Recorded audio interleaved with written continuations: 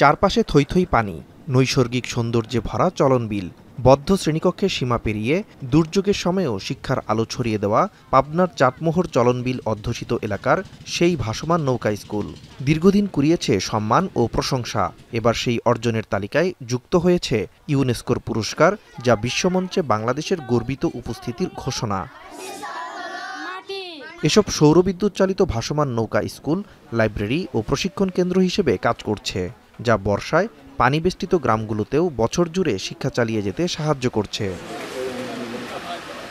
বিনামূল্যে বই খাতা ও পড়ার সুযোগে গ্রামগঞ্জের সুবিধাবঞ্চিত শিক্ষার্থীদের শিক্ষার আলো আশীর্বাদ হয়ে দাঁড়িয়েছে বলে মনে করেন অভিভাবকরা। এছাড়াও কম্পিউটার প্রশিক্ষণ, স্বাস্থ্যসেবা ও কৃষি প্রশিক্ষণাগার থেকে উপকৃত হচ্ছেন অনেকে।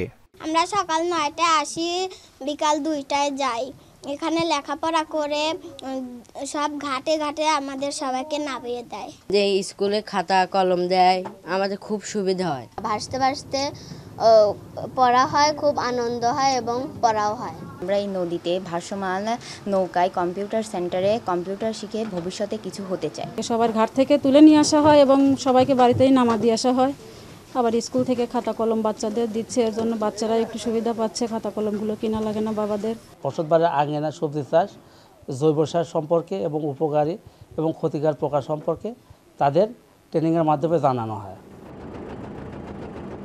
উদ্যোক্তারা বলছেন, চলনবিলে শিক্ষার আলো ছড়াতে 2002 সালে সিধুলাই ভাসমান নৌকা স্কুল তৈরি করে। বর্তমানে 26টি ভাসমান স্কুলে পড়ালেখা করছেন 2340 শিক্ষার্থী। চলনবিলের প্রত্যন্ত অঞ্চলে যেখানে অধিকাংশ মানুষ শিক্ষার আলো থেকে বঞ্চিত, এবং এখানে দেখা যায় যে বর্ষার সময় রাস্তাঘাট সব পানি নিচে ডুবে যায়। এখানকার যারা স্থানীয় বাসিন্দারা আছে তারা স্কুলে যেতে পারে না। তখন থেকেই আমাদের স্থপতি, এই নির্বাহী সিধুলাই সরবরাহ সংস্থার নির্বাহী পরিচালক মোহাম্মদ রিজওয়ান স্যার চিন্তা ভাবনা করলেন যে কীভাবে এই এলাকার নদী পাড়ের মানুষকে শিক্ষার আলো আলোকিত করা যায়।